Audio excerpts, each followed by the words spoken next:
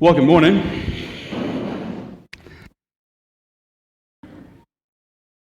I often have shared with you the deep love that I have for my mother and father.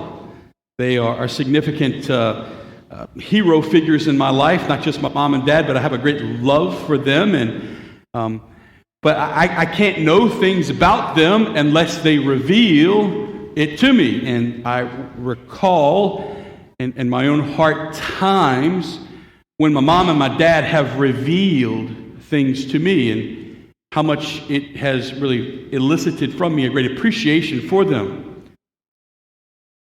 I remember distinctly the conversation that I had with my mom and my dad. I was asking questions one particular night, and one of the questions that came from my heart was, tell us, my family was together, tell us about the sacrifices that you have made that we don't know about.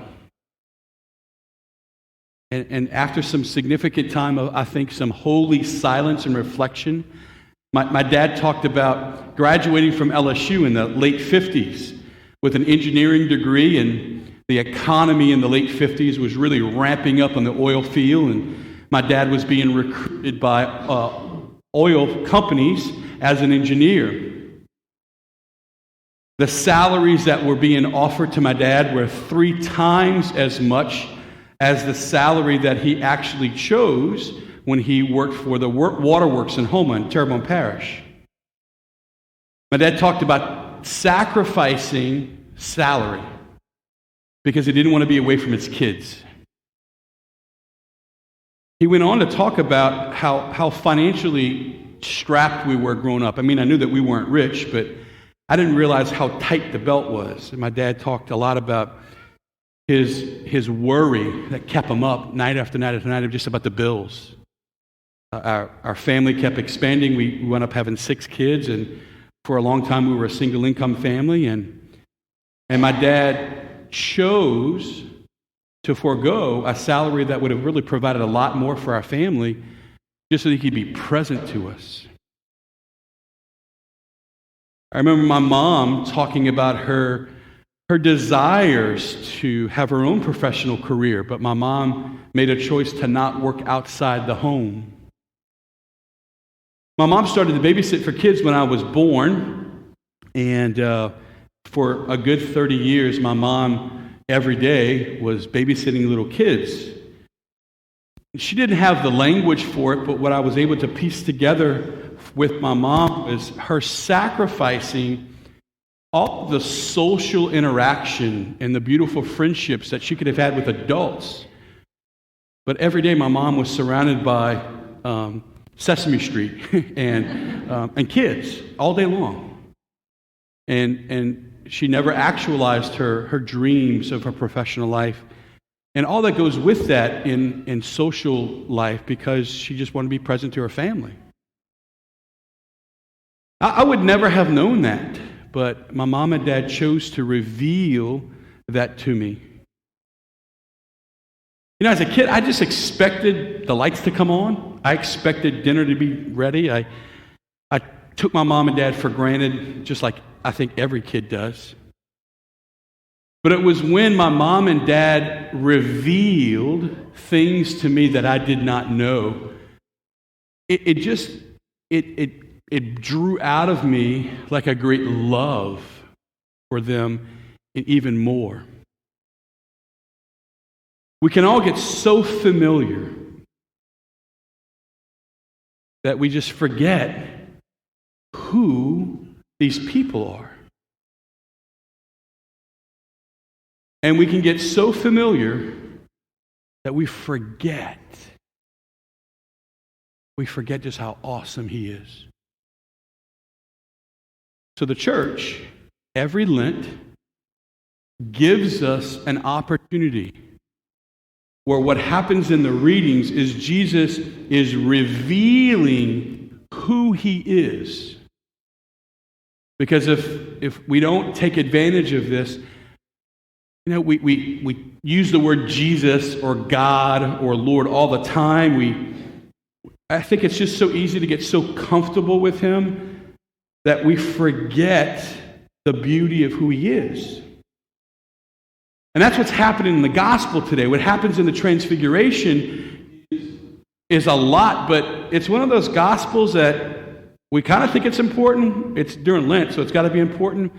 But it doesn't really touch the fabric of our everyday life, and so it's easy for us just to kind of pass over it. So to appreciate the Transfiguration, we want to talk about where he is, who he's with, and what is happening. 3 things today that will help us appreciate the Transfiguration. Where is it happening? Who is there? And what is happening? So let's talk about the first. Where are they? They're on a mountain. This is significant because as Peter, James, and John are there in the imagination of a first century Jewish disciple of Jesus, they would have automatically known that the mountain was where God revealed himself. These mountaintops. When God reveals himself to Moses in the burning bush, it's on top of a mountain. When God gives him the 10 Commandments, it's on top of a mountain. When God reveals himself to Elijah, it's on top of a mountain. When they were walking through the desert and God was revealing where he was, the cloud descended on top of a mountain. Before Jesus picked 12 apostles, he went off to pray and he went on top of a mountain. The mountain it's a physical place in the Bible where God is revealing himself over and over and over and over and over. And so as Peter, James, and John are going up on top of a mountain, they know that it's not just a place where they're going to go and pray. They would have been expecting something significant to happen, a theophany, God revealing himself. The mountain is revealing that God is about to reveal himself to them.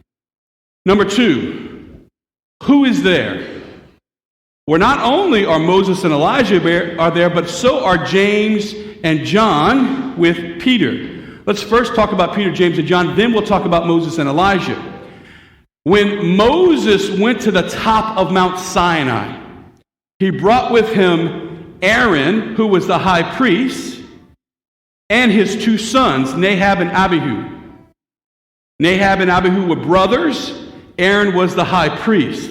And these 3 men accompanied Moses to the top of the mountain.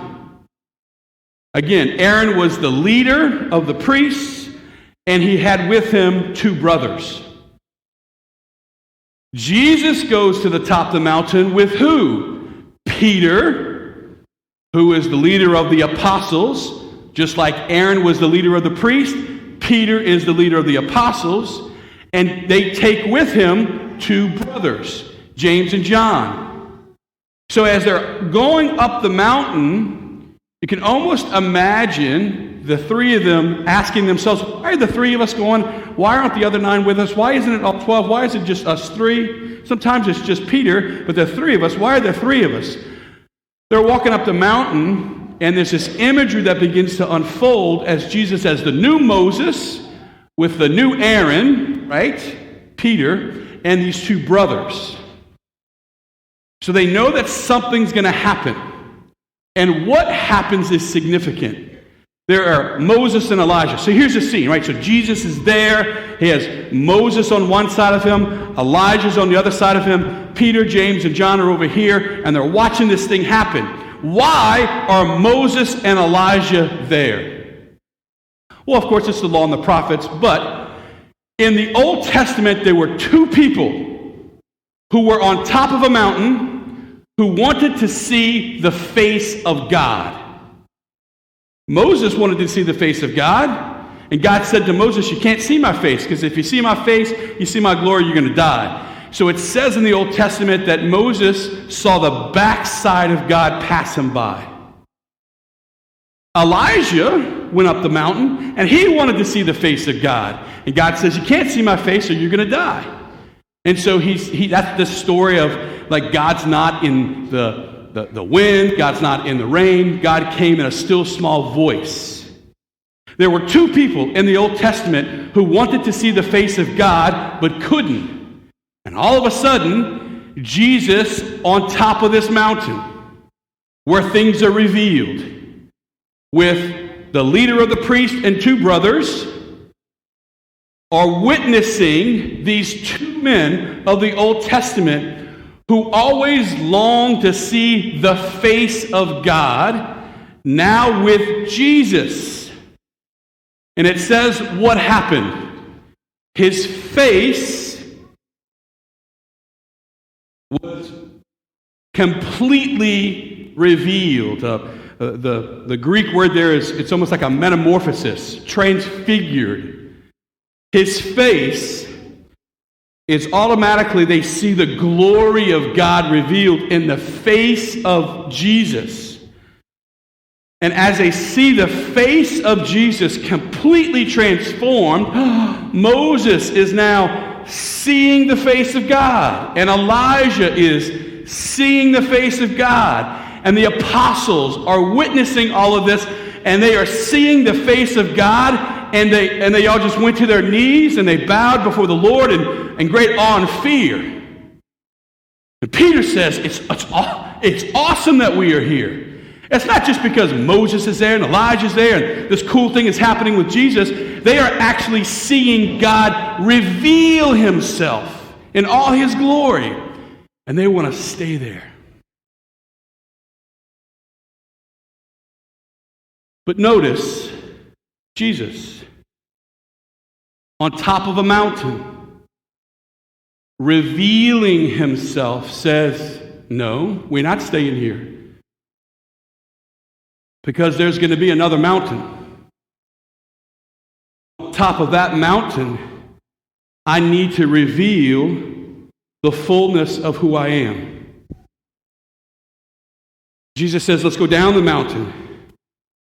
Because there's going to be another mountain that if you have the courage and the eyes to see what I am revealing, you will come to see the fullness of who God is. Right here. Right here.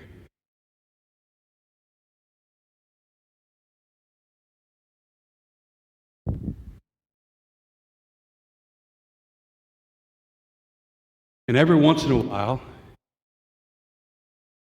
instead of taking things for granted and getting so familiar with it, the person, like my parents, they choose to reveal a little bit more who they are so that we come to appreciate the reality of what is.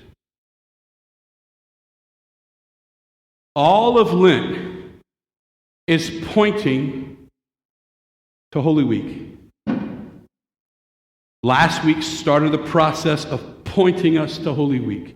Today is pointing us to Holy Week.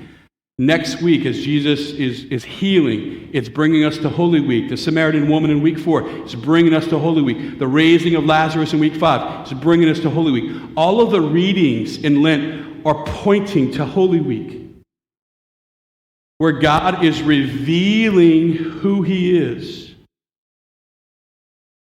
He will reveal himself in the Last Supper so that we might always see him in the Eucharist.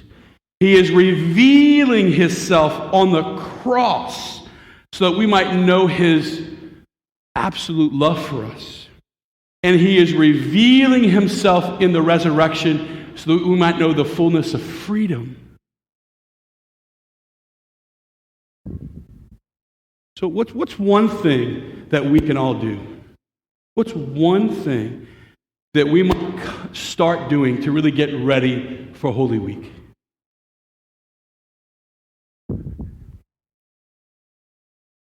How do you feel about the cross? There's some people, when they look at the cross, it's all suffering. Some people, when they look at the cross, it's almost like Jesus was in the wrong place at the wrong time and we nailed him to the cross. How do you feel about the cross? Because this is where he's revealing the fullness of his love.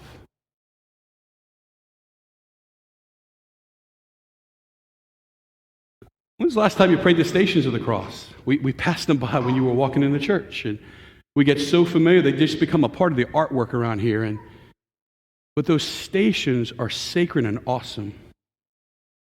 And so I'm going to encourage you this Lent to either, at least once a week, maybe even a couple times a week, just meditate on the stations of the cross. We have a resource at the information desk if you're interested in picking up one of those, that you can take that home with you. They're $5. You can take it if you've got that. If not, you can drop the money there. It's not really important about the money. It's a resource that's to help you pray for the cross. Like, can we see, hear what he is revealing to us? Because if we are able to pray our way through Lent, appreciating the cross, then on the day, on Good Friday, when we actually get to kiss it,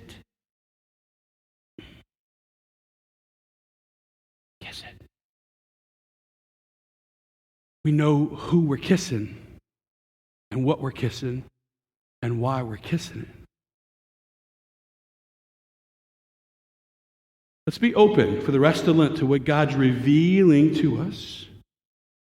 And let's prepare for Holy Week now by perhaps praying the stations of the cross more so we can appreciate the truth and the person of Jesus Christ. Amen?